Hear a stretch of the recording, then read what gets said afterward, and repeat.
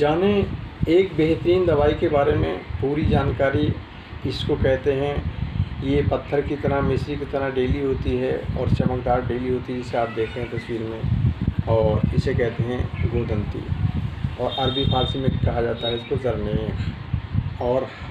ہڑتال گودنتی بھی کہتے ہیں، اور اس کو پختہ بنا کر اس کو استعمال کیا جاتا ہے۔ تو یہ منفس بلغم، قابض، حابس الدم 3 خاصیتیں رکھتی ہے۔ گودنتی کو ہر قسم کے بخاروں میں، خاص طور پہ موسم سے ہونے والے بخاروں میں اکثر استعمال کیا جاتا ہے، اور یہ اس کے علاوہ بلغمی امراض جیسے ضیق النفس، وجع المفاصل، یعنی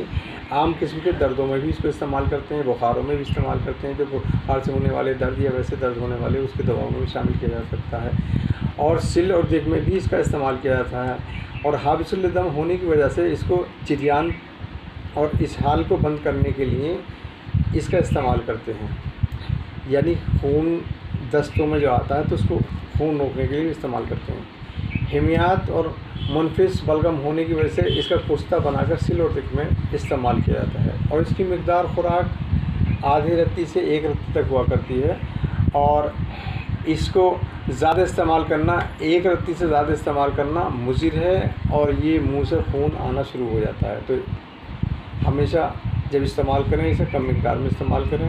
اور بہت مفید دوائی ہے اور سستی دوائی ہے۔